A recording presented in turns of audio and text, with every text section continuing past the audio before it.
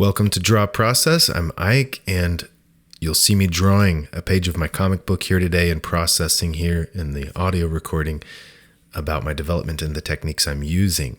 There's no intro video today, so we're jumping right in with the thumbnails. Farah is charging at this lizard man with her spear. They're on a dock. I decided to do this very short panel, not very tall, and just lay out the dock as the bottom of the panel. Everything's pretty flat. And have the lizard man right in the center, and then Sword with his bow sitting in that cart on the right, and Farah behind him on the left. You can see everyone. You can see their distance between each other. It's not cinematic. Sometimes I do these things like this that don't look like the movie screen, right? These are using the comic book medium to do something that you can't do in film, and it's a little abstract. It's a little outside of what a camera would see, right? So sometimes I do that kind of thing. Oftentimes it can serve as like an establishing shot here, and you'll see that I went ahead and drew some lines radiating out from a central point, just to remind me when I come back to finish the pencils that this is in perspective, despite the very flat drawing that I did, where everyone's lined up perfectly. The horizon is a little low and everything has some perspective on it. And even though they're tiny drawings, I don't want to forget that. So I put that in. The next two panels, we see the lizard man charging at Sword, and he has already launched his arrow, and he's turning back abruptly, turning away from the lizard man. Kurak, we'll call him, right? So Kurak is charging in this panel, and Sword has knocked his cart over as he rolled out, and he's actually gotten himself in a pretty decent position to strike with his sword from a kind of hidden position behind the cart. This is all happening in, a second, very, very quickly, right? So I don't want to show, I could have done a bunch of panels to show him turning back while he's in the cart, the cart starting to flip over, him rolling down into this position, getting in position with his sword ready. You could break that into a bunch of panels, but if you break that up into a bunch of panels, it's going to give the sense of either slow motion or like time slowing down. It's going to seem like it took longer for the action to occur. Right now, this is the fight scene. Everything's happening quickly. I can't mess with pacing too much if I want to maintain the pace of the fight. Unlike movies where there's no time. Where time is a constant in a sense, This, we can mess with time, but you got to be careful messing with time because it is part of the drama. It's part of the story. Especially in the fight scene, I want to control time flow to feel like the fight's happening, So I'm using less panels to show this. So few that I hope the reader follows just fine. Like I said in the last video, I really focus on the physical positioning of my figures, being intelligible, being smart, being how people would actually move, and where your mind can fill in the gaps. Even though I went from a pretty close-up, a medium close-up of Sword in this panel, you only see his torso and some of his arms and in his head. And even though you don't see that much of him, you don't even see the cart, you still understand how he got to this point. And you'll see that when I drew Sword, when I scribbled him in here, remember these are the rough pencils. On the left panel there, kneeling down, that's Son next to him, the boy's next to him there. When he's kneeling down there, I erased his head a minute ago and lowered his head. He was kind of looking straight ahead, and now he's looking down. Why would I do that? Why would I bother, having him looking at the ground? Why would he be looking at the ground if he's getting ready to stab at Kurak? Well, again, it's about this real physicality, this what's intelligible. How would these people actually move? and sword is in the middle of a quick motion of rolling out of this thing and getting ready to strike. He can't look like he's been kneeling there for 10 seconds waiting for Karak to come. He can't look that prepared. And that's literally what came to mind, is that felt inauthentic. He looked too prepared. It didn't look right for him in this moment. So I lowered his head, because then at least he hasn't fully oriented himself. The angle of the spine and the neck and the head tends to orient the body. So he's not too oriented to this position he is in just yet. Then we see Farah throwing her spear like a javelin throw. So I let her hand with the javelin come into the panel on the left, and then I show it in two panels. Her rearing back, and this is kind of the shot from behind at kind of a 60, 45 degree angle, and then we do a shot from the front. This is a shot reverse shot in film language. If there were two people sitting at the cafe and you show one person talking at an angle, and then the other person talking at the camera at an angle, over each person's shoulder, almost like an over-the-shoulder shot. I'm putting that into this, okay? So when I have learned how to do this, how to make my comics, I am adapting from what I've learned about film. And you wouldn't get that necessarily from, studying a comic book, instructional book. But the particular angle of behind her here and then to the front of her is not breaking the 180 degree rule. It's not crossing that line, and it's on that shot reverse shot kind of setup.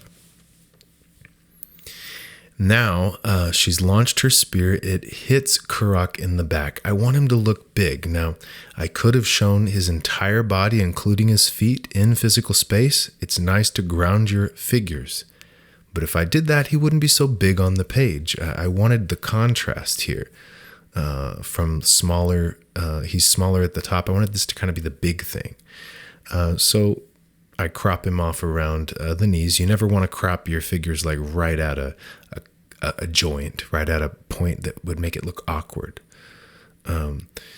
But near the knees, I cropped him there. And I'm going to do no background on that bottom panel. So he will pop off of an entirely white background. And that adds a nice, it lets the eyes rest. It looks nice. It's interesting. It's something different, but it lets the eyes rest too from all these panels with similar colors, similar background colors, and more information in them. And then you get this kind of break at a moment that is meant to be larger than life. It does kind of pop out of reality. So I let it pop out of having a background, right? You'll notice that in this top panel, I was thinking about doing no background, but I left an awkward amount of space at the top. And then I decided in the bottom panel to do no background, just white around the figure. So in this top one, I definitely needed a background, so I threw that in. And I'm going to imply the border, or it's an open border. It'll cover part of the sky and a little bit on the sides, but not go all the way down, because I want this dock to stretch all the way across the page on both sides. All right, and this is that second layer of pencils, going over these looser, rougher pencils and getting a little more information to help me.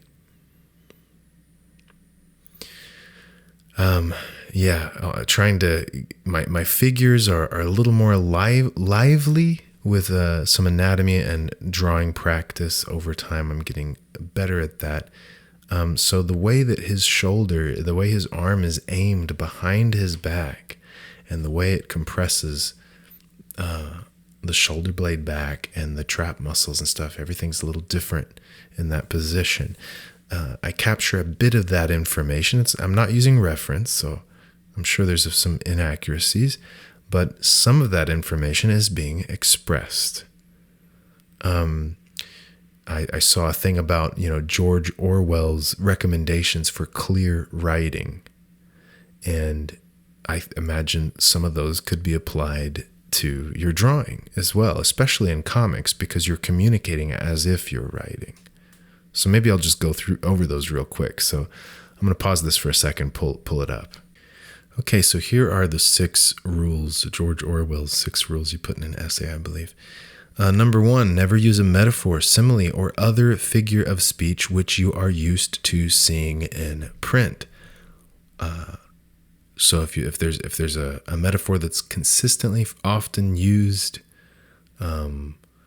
so I don't know, don't beat a dead horse maybe, or like stand shoulder to shoulder, that would be like a metaphor, because you mean, be together on something, but it's implying a visual, right? But it's overused. People don't actually, picture it. It's not. Anyways, same thing with your art. If you see a metaphor, a symbol that represents a nose, represents an eye. I mean, those are common ones, right? Sometimes you don't learn to draw just by looking at bodies. You might look at a style of artist or art and learn that, oh, this is what eyes look like. Well, and then you start applying that everywhere. That might become a trope, like a way overused metaphor in a sense, right? So that would be a parallel to what we do in our drawing comics. Number 2, never use a long word where a short one will do. Right? Efficiency, right? Never use a bunch of lines to convey something you could do in one line. That'd be like the comparison. 3, if it is possible to cut a word out, always cut it out. Always cut it out. In your drawings, if you don't need a line at all there, don't put one there, right? That's how that would be translated. 4, never use the passive where you can use the active. I'm not quite sure how we might interpret that. Perhaps we might mean expressive lines. Off the top of my head, I'm going to right now interpret this one as having your characters in the middle of an action, having something active happening. Let's just go with that. If it's possible to put your character in action in a panel and not just statically standing there doing nothing, every single one of your characters too, everything. And that might even go beyond characters. It might be objects, the water. If everything can be in action that you draw, put it in action. So, wind-swept hair would be an example. If you're going to draw the hair, give it some movement. Okay? So that'd be never use the passive where you can use the active voice. 5, never use a foreign phrase, a scientific word, or a jargon word if you can think of an everyday English equivalent. That's getting a little that's getting a little over the top. For me, what that would mean is don't use some kind of digital trick or reference, or other sorts of digital techniques to communicate something that I can simply do with a line of ink on the paper. So, for example, if there was a computer screen being drawn into my comic, I would draw it with my ink pen. It would not be, photoshopped in some kind of digital screen. It would be a hand-drawn screen, hand-lettered. It would look a little funny that way, right? I'm conveying maybe typed letters on a screen via hand-drawn inked letters. That's how I would apply that rule. And then 6, break any of these rules sooner than say anything outright barbarous, right? I don't know exactly what he meant by that because it's been so long since I looked over this essay and everything. So I guess I don't know what he meant by barbarous here. But let's say, I don't know, vulgar or something, offensive. So I guess the point there would be if to be really clear and, use a new metaphor and and follow these other rules, if that puts you in a position where all you can do is compare your opponent to Nazis, for example, then you do better, right? Do something else. But not quite sure what that would be in terms of art here. And I'm not even going to bother to try to make it fit. The point is, this is interesting rules for writing. It does apply to my dialogue. I have thought of these rules before in terms of my writing of dialogue in my comic books, but it's also you can apply it to the art as well, and so that's fun. It's always fun to learn from other things, right? When I learn things in counseling that will affect the way that I'm drawing, or I learn things from cinema, when you, or even you could even be learning math. I mean, who knows what you could be learning? Astrophysics. I don't know. It might be useful in your comic art to cross-train, in a sense, to let your brain, grow by learning some new kinds of things and see how those may be able to fit with your current learning. That's kind of vertical learning there, right? Kind of see how they can fit together. Yeah, maybe I should mention, I just thought of those Orwell's, rules for writing, but and I find them insightful and helpful. And that is an example of this cross training, right? Taking something I'm learning somewhere else and seeing how it might apply here. But I'm not preaching here just one way of thinking about it. The idea of, use less lines to convey something. Well, here I am using more lines than I ever have, but there's something elegant to it. There's something, they're applied in terms of like a texture rather than a line.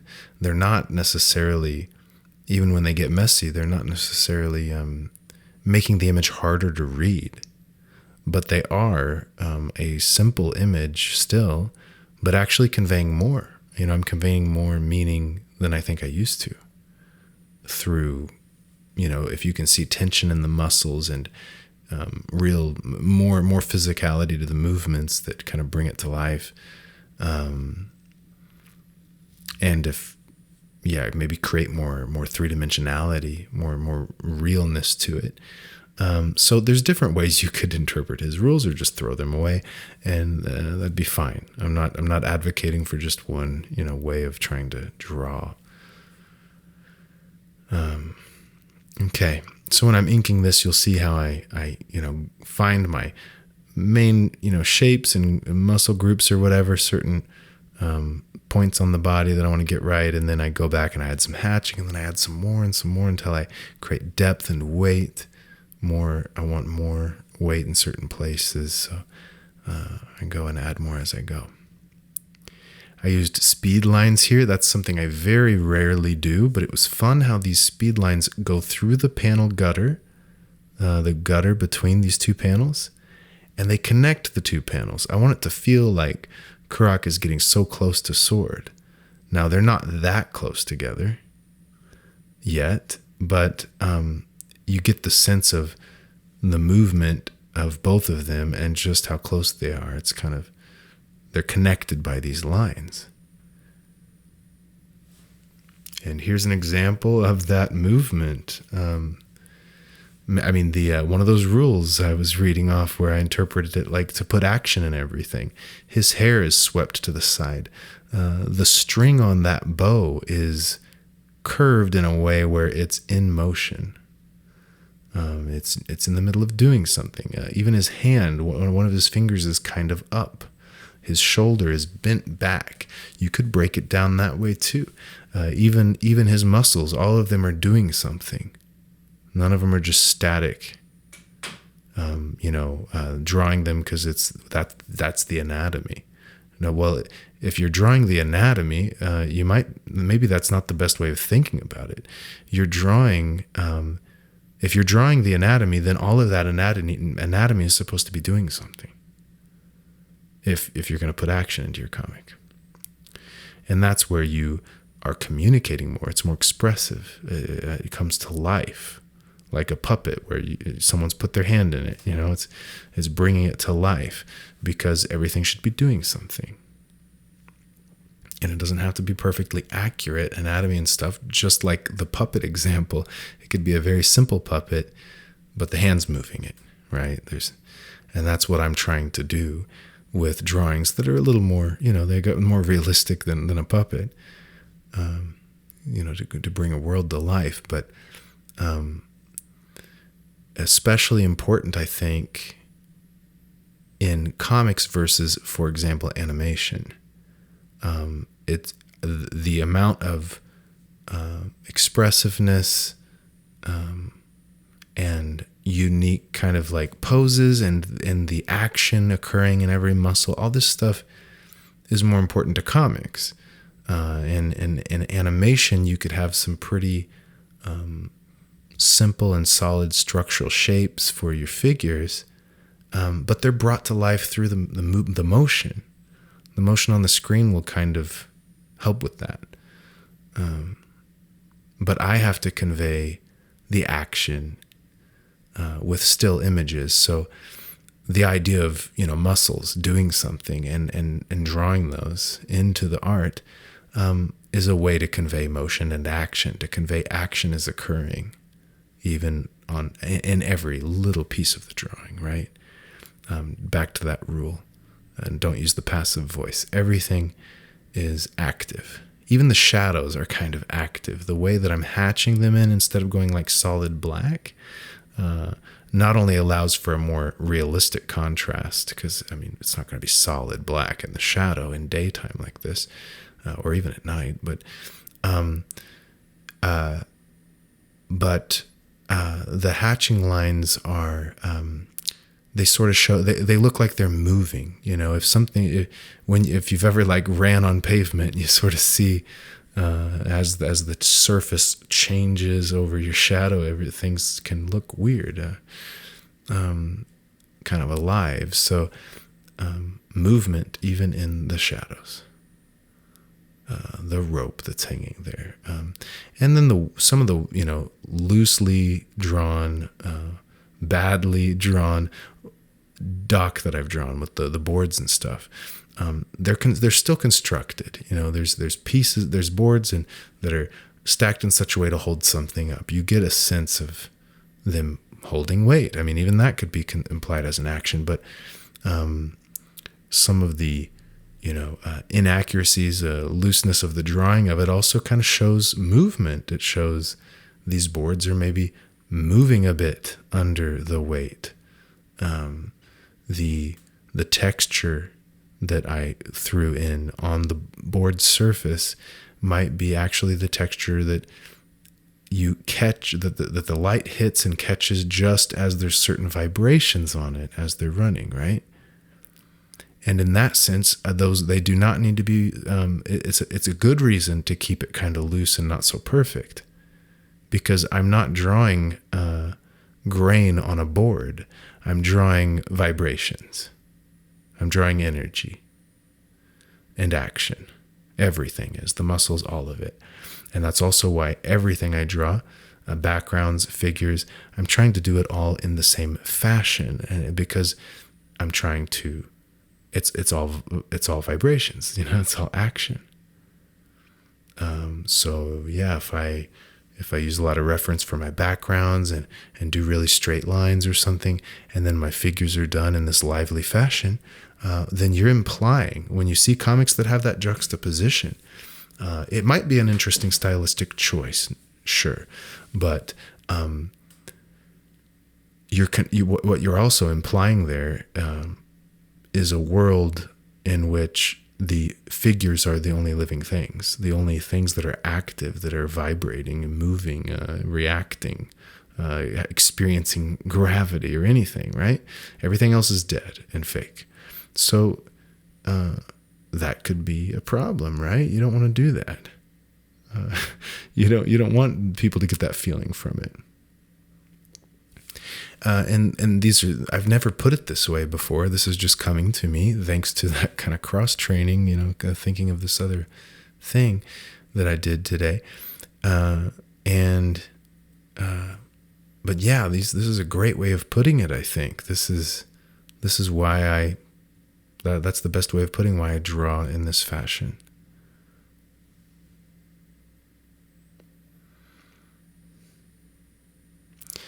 Whenever I have a large figure like this, it's a little more intimidating because I don't do it as often, and I know that it needs to hit pretty hard. It needs to work, and because it's bigger, there's going to be more clarity of where my mistakes are, right? So the pencils are a little more developed than some of the other panels, and then but the shadows weren't still not very well figured out. A lot of things weren't well figured out. So still having to construct this with the inks, draw it with the inks, and that's why this takes a while. You'll notice that I'm taking my time a bit to get through this.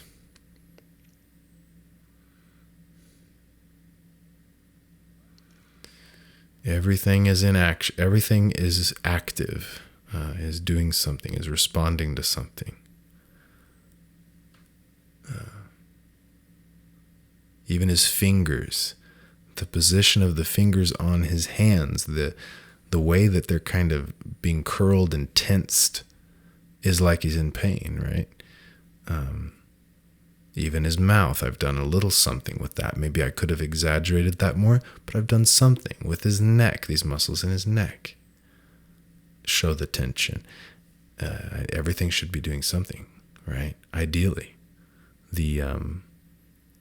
some of the anatomy on the rib cage and some of that looks a little static. And yeah, you could think golden ratio. In a sense, maybe some things should be static, right? Some things are going to be more in motion than others, larger than others, darker than others, or lighter. You want some contrast, right? But you can still have contrast and still have everything active. It's just some more than others, right?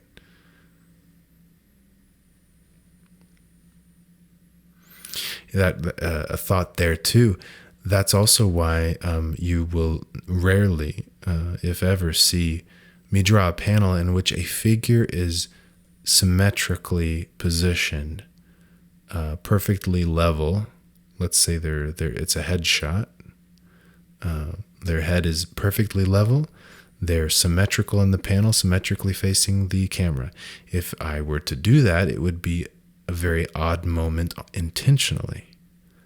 Because it feels dead. It feels, even just the position, even just the fact that there's no tilt to the drawing. I mean, to the positioning of the head. Even if the guy's standing perfectly straight, I'm not going to center him in the panel. But I'm usually not even going to let him stand up straight. You'll see that if you go back through these pages. Everyone's head is doing something. Sword here, when he's turning around to the right, his head is turned to the right. That's what that's what we do. That's how bodies move. And as I've said before, I'm the kind of artist that doesn't idolize the visual so much. Doesn't focus on that. My drawings are more visceral. They're more introspective in a way. Instead of me being an artist that I guess is a big eyeball that's looking out at beautiful people or environments or art, lines, and I want to capture that. I want to capture that beauty with my lines that I see with my eye. Instead of approaching this in that fashion, which is probably why my drawings are pretty rough and sometimes not so pretty, right? Because I'm not kind of worshiping that kind of pretty image and trying to capture it. I'm not going for the image. I'm not going for the look of it. I'm going for the feel of it in my body. How would my body feel in that position? That you see every single one of these. If I felt the spear going into my back, then what might be happening in every piece of my body, like his fingers being curled? I drew it that way because I'm feeling the spear in my back. Like I'm trying to sense that and what happens in my nervous system, and then I'm trying to convey it in the drawing, right? Approaching it that way will help make your drawings more active for sure, and more visceral, and more inaccurate and less beautiful potentially too, because you make choices in one direction or another. There's consequences. That is it. I hope that was some interesting thoughts. I think it was. It just kind of surprises me what I come up with in these things, but that's it. At least gets my juices flowing. It gets me thinking about all of this stuff, and the art is life, right? This I wouldn't enjoy this art if it wasn't saying something about the universe, or if it wasn't something about life. It has a human meaning that conveys deeper things. That's interesting, right? That's what I love about it. So I'll keep going with it. There's the finished page. Yeah, pretty effective in that bottom panel, I think. And that's a wrap. I'll see you next week.